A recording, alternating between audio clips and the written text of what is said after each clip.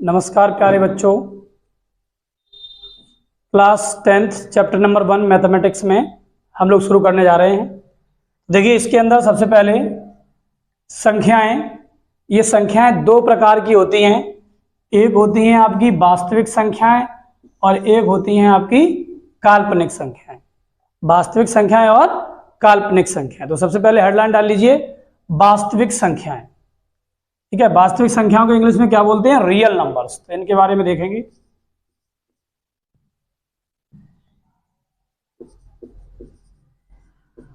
सभी परिमेय व अपरिमेय संख्याएं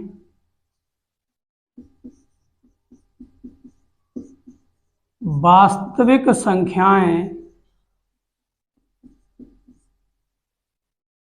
कहलाती हैं।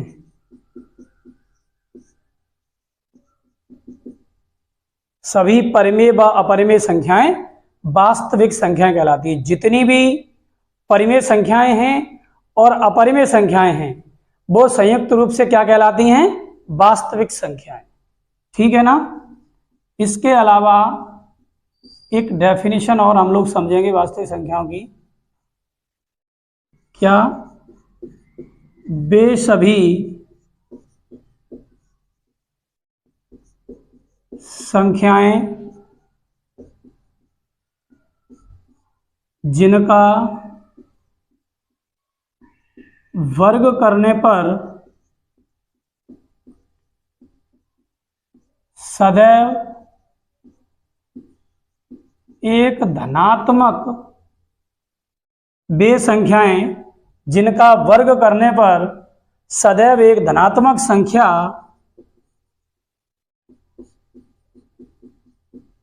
प्राप्त होती है, वे संख्याएं जिनका वर्ग करने पर सदैव एक धनात्मक संख्या प्राप्त होती है वास्तविक संख्याएं कहलाती हैं। क्या कहलाती हैं भैया? वास्तविक संख्याएं। शॉर्ट में लिखे दे रहे हैं, संख्याएं कहलाती हैं। क्या कहलाती हैं? वास्तविक संख्याएं कहलाती हैं। अब एग्जाम्पल के तौर पे हम लोग समझेंगे, जैसे 2, 3, -5, √2, √3, -√5। ये सभी संख्याएं क्या हैं? वास्तविक संख्याएं हैं। ठीक है, ये सभी क्या हैं? वास्तविक संख्याएं हैं। यदि इनका हम वर्ग करेंगे, हमारी जो दूसरी डेफिनेशन है, वे सभी संख्याएं जिनका वर्ग करने पर सदैव एक धनात्मक संख्या प्राप्त होती है वास्तविक संख्याएं कहलाती हैं। और यहाँ क्या है? सभी परिमेय व अपरिमेय संख्याएं वास्तविक संख्याएं कहलाती हैं।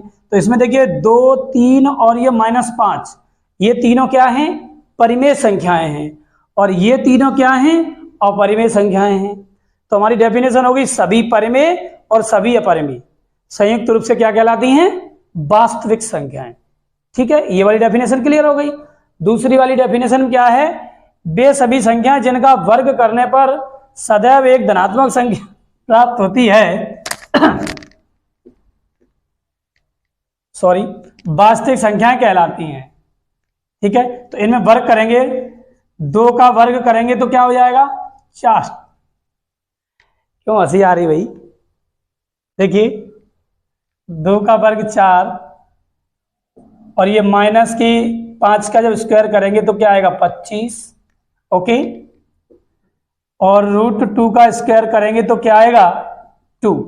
यानी कहने का मतलब ये हुआ कि संख्याएं चाहे ऋणात्मक हो, चाहे धनात्मक हो, चाहे परिमेय हो, चाहे अपरिमेय हो, सभी संख्याओं का यदि हम वर्ग कर दें और वर्ग करने पर उनका जो स्क्वायर निकल के आएगा वो कैसा आना चाहिए? सदैव एक धनात्मक संख्या।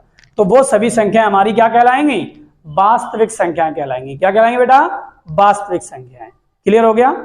चलिए इसको नोट डाउन कर लीजिए, फिर हम लोग आगे बात करते हैं काल्पनिक संख्याओं की। चलिए नोट डाउन करिए प्लीज।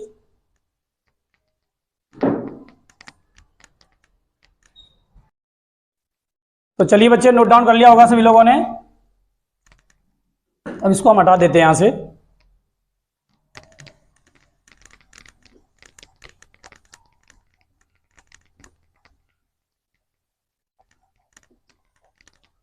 वास्तविक संख्याएं हम लोगों ने क्लियर कर ली।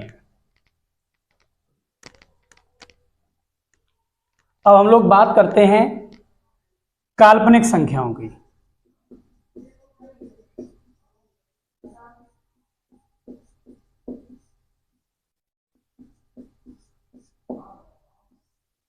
काल्पनिक संख्याएं यानी इमेजिनरी नंबर।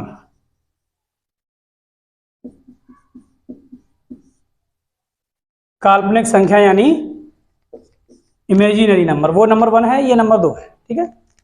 काल्पनिक संख्याएं क्या होती हैं? काल्पनिक संख्याएं वे संख्याएं हैं जिनके साथ आयोटा लगा हो। क्या लगा हो? आयोटा, यानी आई लगा हो, या अंडर रूट के अंदर माइनस लगा हो। क्या लगा हो? अंडर के अंदर माइनस लगा हो। तो वे सभी संख्या कहलाती हैं काल्पनिक संख्याएं। जैसे लीजिए, एक संख्या 2i, 3i, 5i, -6i, under के अंदर -2, अंडर रूट के अंदर -5, अंडर रूट के अंदर -6। तरीके की संख्या क्या कहलाएंगी? काल्पनिक संख्याएं। देखिए, अभी कहोगे कि संख्याओं के साथ आई लगा हो। अरे आई ये इनके साथ तो लगा हुआ है, लेकिन हमें दिख नहीं रहा है, इनके साथ भी आई लगा हुआ है। तो ये कैसे? देखो, -√2 है अंडर रूट के अंदर, तो क्या करेंगे इसको? √2 इंटू रूट -1 ये लिख सकते हैं ना। ये हमारी एक प्रॉपर्टी होती है, रूट के अंदर दो संख्या में दी गई हों तो उसको हम कर सकते हैं, रूट के अंदर दोनों ही संख्याओं को हम अलग अलग लिख सकते हैं। बात समझ में आ गई? इस तरीके से अलग अलग लिख सकते हैं। तो क्या हम यहाँ पे 2 गुणा 1 नहीं कर सकते क्या? या 2 गुणा -1 नहीं कर सकते क्या? बिल्कुल कर सकते हैं। तो क्या हो जाएगा? √2 - 1। ये तो √2 हो गया, और ये किसकी वैल्यू है? क्योंकि देखिए, आयोडा स्क्वायर की वैल्यू होती है -1। आयोडा स्क्वायर की वैल्यू क्या होती है बेटा? -1। तो आयोटा की वैल्यू कितनी होगी? Under root -1। कितनी हो जाएगी? Under root -1। तो अंडर रूट -1 के स्थान पर हम क्या लिख सकते हैं? आई। तो इस तरीके की सभी संख्याएं क्या कहलाएंगी? काल्पनिक संख्याएं। फिर से सुनिए इसको, जिन संख्याओं के साथ आई लगा हो या अंडर रूट के अंदर माइनस लगा हो, अंडर रूट से बाहर नहीं, इस तरीके से लगा है, तो ये काल्पनिक संख्या नहीं है। ये क्या है? एक वास्तविक संख्या है। ये जो माइनस है कहां होना चाहिए? अंदर होना चाहिए, रूट के अंदर। क्लियर है ना? चलिए नोट डाउन करिए इसको।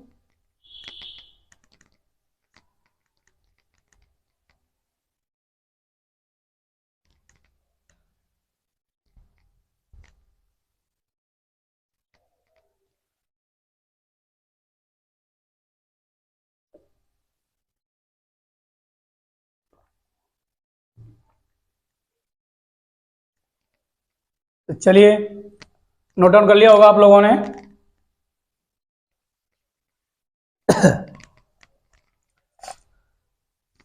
क्या है कि ये बोर्ड नया नया लाए हैं, तो थोड़ा साफ करने में दिक्कत आ रही है। अभी क्या है, 2-4 दिन इस पर लिखा जाएगा तो ये चिकना हो जाएगा, घर्षण बल की कमी हो जाएगी इसमें, फिर आराम से साफ हो जाया करेगा। अभी फिलहाल नया है ना, तो स्याही उस पर ज़्यादा देर तक टिक रही है। तो हम लोगों ने वास्तविक संख्याएं क्या होती हैं, काल्पनिक संख्याएं क्या होती हैं, भली भांति क्लियर कर लिया। थोड़ा शॉर्ट में हम फिर से एक बार रिपीट कर रहे हैं। वे सभी संख्याएं जिनका वर्ग करने पर एक धनात्मक संख्या प्राप्त होती है वास्तविक संख्याएं कहलाती हैं। अथवा एक डेफिनेशन हमने ये बताई अभी कि वे सभी संख्याएं जो परिमेय भी हों या अपरिमेय हों। परिमेय और अपरिमेय दोनों प्रकार की संख्याएं क्या कहलाती हैं? वास्तविक संख्या।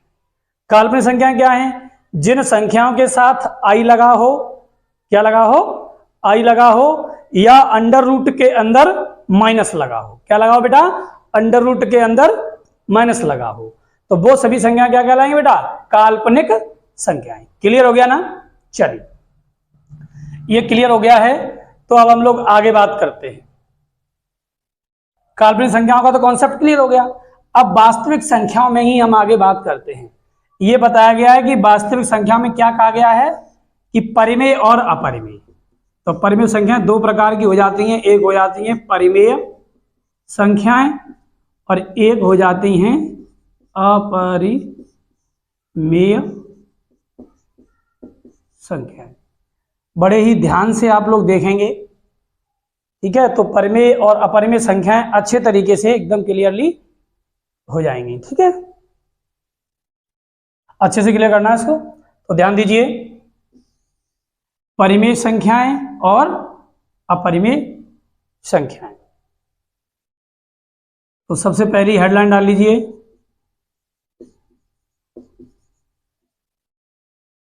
परिमेय। हेडलाइन क्या डालोगे, हम इसको ऐसे ही बता दे रहे हैं, ठीक है। देखो परिमेय संख्याएं क्या होती हैं, परिमेय संख्याएं चार प्रॉपर्टी को होल्ड करने वाली संख्याएं हैं। चार प्रॉपर्टी को जो जो संख्याएं होल्ड करती होंगी वो सभी संख्याएं क्या कहलाएंगी, आपकी परिमेय संख्याएं कहलाएंगी। परिमेय संख्याओं में पहला पॉइंट है P बट्टे Q के रूप में लिखी जा सकें। पहला पॉइंट क्या है बेटा, P बट्टे Q के रूप में लिखी जा सकें। दूसरा पॉइंट है आपका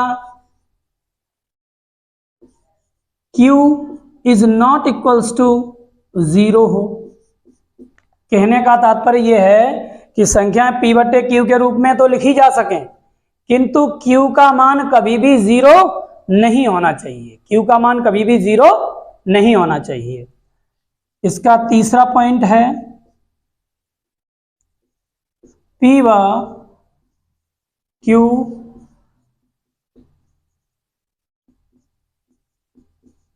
पूर्णांक हो। P व Q क्या हो, पूर्णांक हो। इसके बाद चौथा पॉइंट आता है, P व Q में